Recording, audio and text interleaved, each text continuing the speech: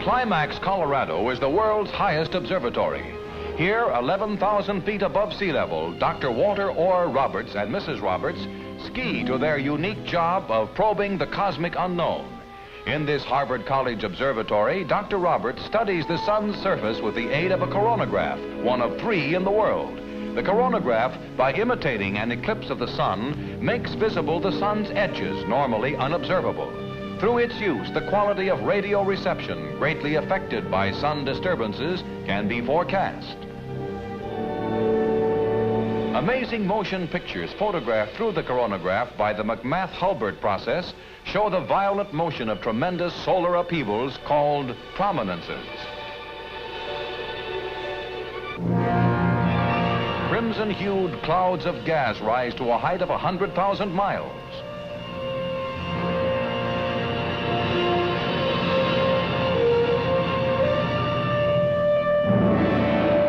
With the face of the sun blocked out by the coronagraph, tremendous erupting arches are clearly seen. Scientists work to unravel the mystery of the sun and its influence upon the lives of us all.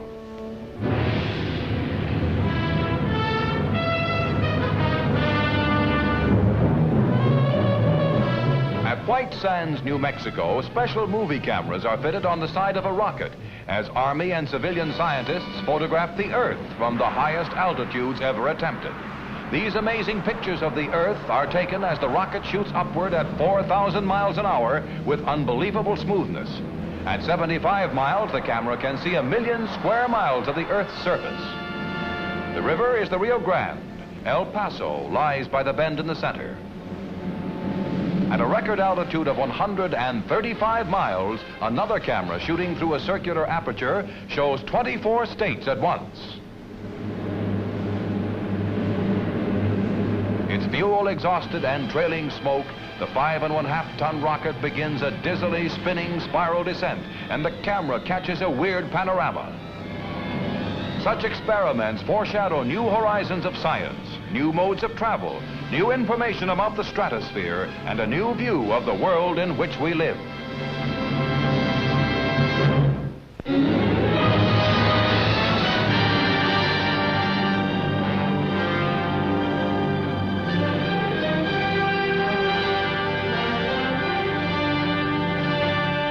In a sparsely populated region in southern Italy, hikers once found a hole in the earth. Geologists came. The hole was widened, and the scientists descended into the abyss by rope ladder, and a whole magic subterranean world was revealed to the eye of man for the first time. The first explorer to set foot in this under-earth palace called it the White Grotto, for he was amazed by the white, glimmering beauty of the formations that festoon it. The hanging formations you see are stalactites. Those that grow up from the floor are called stalagmites. Both are made of minerals, slowly deposited by dripping water. Like crystal chandeliers, the countless stalactites decorate the ceiling of the vast cavern. The grotto may be hundreds of thousands of years old. For the geologist, there are innumerable discoveries to be made in this strange underworld. Here is a stalagmite that looks like a flower. Onto it drips the water that has formed it, and which keeps it growing larger.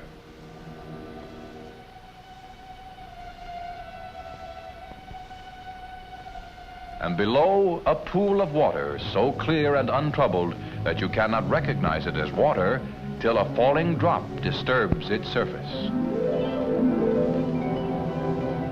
The stalagmites assume many forms in the process of growth. For instance, a toadstool, and now the head of a war club. Another war club lies on its side. Look at the intricacy of this one. The perilous trip up begins, for entering the bowels of the earth can be a dangerous adventure. The reward is a glimpse of a wondrous, beautiful world beneath the world's surface.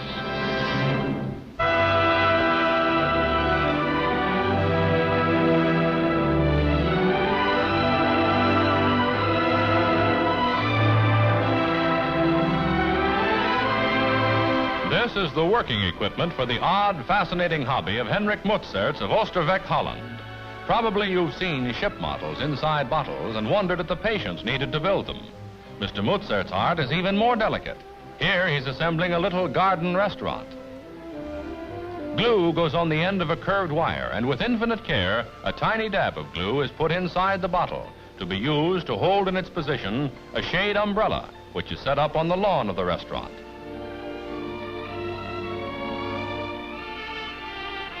Intense concentration is needed for this hobby. Now, the finishing touches are put on the little cafe. Inside an old electric light bulb, the skillful Mr. Mozart has created a seascape. He completes the scene by inserting a tiny lighthouse into the bulb. Mr. Mozart has achieved amazing perfection in a hobby he started only 3 years ago. In this scene, Mr. Mozart, a machinist in a factory during working hours, shows himself on the job, his young son looking on. The traditional boat in a bottle is another exhibit, but he does it differently, constructing the minute sailing vessel piece by piece within a light bulb. This electric motor, fed by batteries, was built inside the bottle, and it took 75 hours to make it. And here's his masterpiece, a factory made of 900 separate pieces. And with the coming of night, the factory keeps right on humming.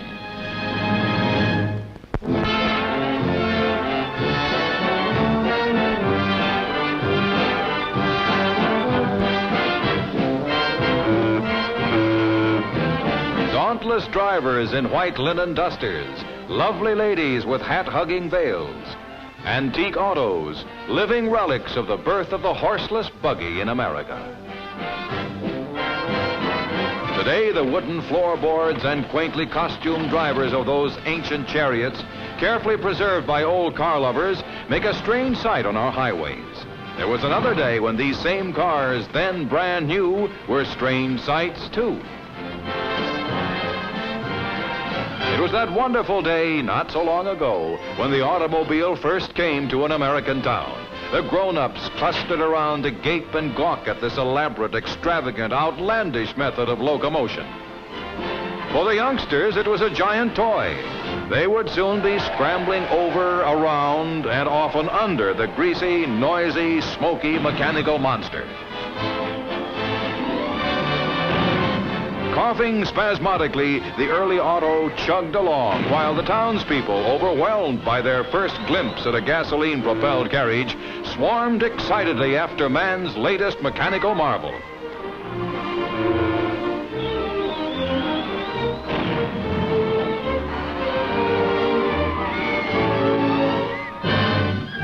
Adventurous riders held tight as the contraption careened crazily along, sending into frightened flight horses which had served their masters so well and so long. But the horse was to have some revenge, for the early autos often needed live horsepower. And in match races, the car always lagged behind, with its critics derisively jeering, "Get a horse!" Dobbin won handily, but his big day was already passing, while the outdistanced auto was just coming into its own.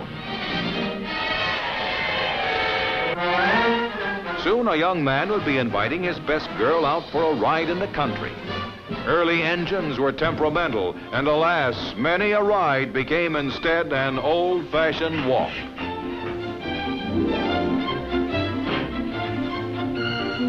All but a few of the early model cars are forgotten today.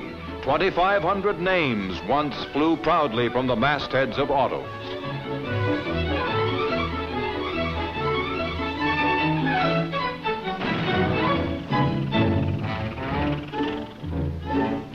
This two-seater runabout was a popular model in the brave old days of motoring, when neither smoke nor dust nor fear of breakdown could discourage determined drivers.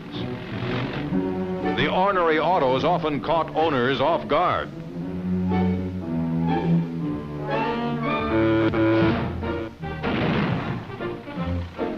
It seems funny now, but it wasn't then. Each car was learning from its predecessor. A new era was speeding ahead with the swiftness of the automobile. Yet there were many rough spots. Tires were frail and often flat. Each of the cars had its period of acclaim. This model, with its rumble seat in front, was a favorite at the turn of the century.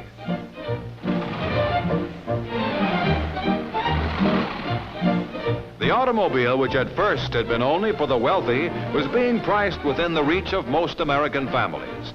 There still were mechanical headaches, but the auto was here to stay. The streets of the town, which once echoed to the clattering of hooves and the creaking of carriages, now resounded to the honking of horns and clashing of gears. The afternoon carriage procession had become a parade of motor cars. A half-century later, these early vintage autos recall an age of bustles, bowler hats, and high-button shoes. They were the Trailblazers in a transportation revolution that changed the course of our nation and brought a new way of life to our people. They helped put America on wheels.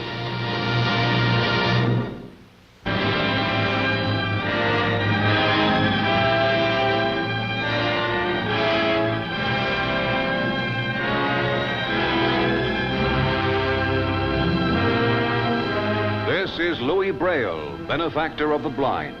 The crude, simple tools he used to enable the sightless of the world to read had been replaced by modern machines in the 100 years since his death. But their purpose remains the same, to lead the blind through raised printing into the bright garden of the printed word. His system of raised dots, which spell letters and words through the fingertips, give blind youngsters, denied so many childhood pleasures, a chance to thrill with playmates to the magic of storybooks. It was not far from Paris, in the little hamlet of Couvray, that Louis Braille was born in 1809.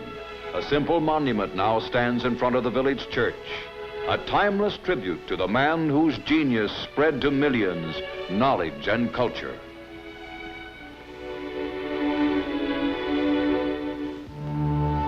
Today, 100 years after Braille's death, his body is removed from Couvray's small cemetery for an historic journey. The blind, who know so much of this world through touch alone, observe through their sense of feel the flowers on his tomb.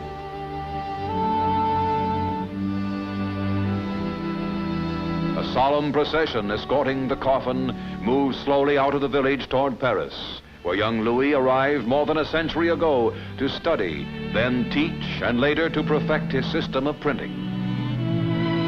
At memorial services in the Sorbonne, Helen Keller, deaf and blind, is to receive the Medal of Chevalier of the French Legion of Honor for her services to the sightless. This, she explains, is a celebration of all the years in which the sightless have banished darkness with the inner light of knowledge. And winding its way through the streets of Paris comes a proud and heroic band. These are the blind, marching to the tapping of white canes in a mile-long cortege from the institution of the young blind, where the remains have lain overnight in state. Behind the coffin in this state funeral procession comes column after column of the blind, to whom Braille had in his way given sight.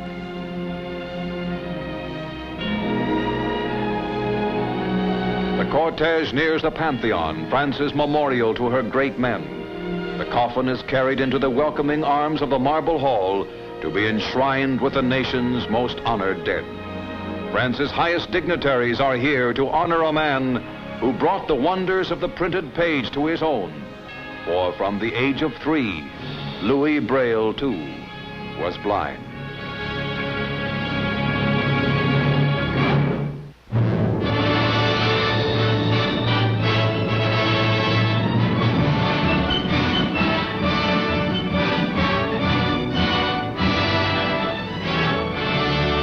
In these snowy hills northwest of Philadelphia, an American army camped 174 years ago.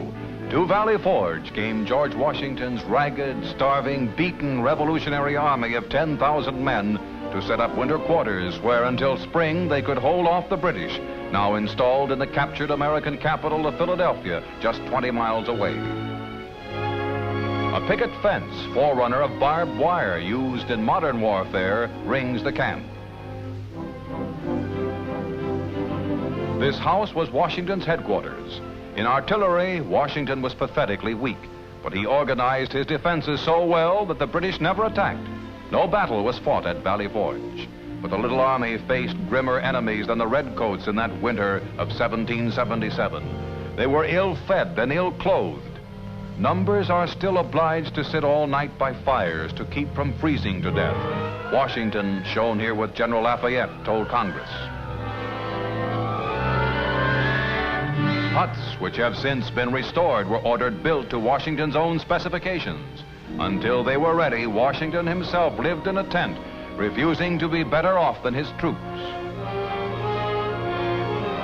This schoolhouse, built on land owned by William Penn's daughter, served as a hospital where Washington often visited his ailing men. Lack of clothing caused many to lose arms and legs through freezing. 3,000 died that winter. The flag of the 13 states had never been in lower esteem. Washington, commander of the sick, defeated army of a nation that seemed ready to be wiped out after only 3 years, prayed for guidance at this lowest ebb of the young nation's fortunes. Then spring came, and with it the Revolution's turning point. Despite hardships, the army had trained all winter. Washington led forth an army filled with new hope. Now Washington Memorial Arch stands in Valley Forge Park as a tribute to Washington and his gallant army. On it are inscribed, "And here in this place of sacrifice, in this vale of humiliation, in the valley of the shadow of that death, out of which the life of America rose, regenerate and free, let us believe with an abiding faith that to them union will seem as dear and liberty as sweet and progress as glorious as they were to our fathers. On this historic ground, Americans died to make their country free. These guns were never fired, yet men died manning them. They are a reminder that now, as in America's glorious past, the price of freedom comes high."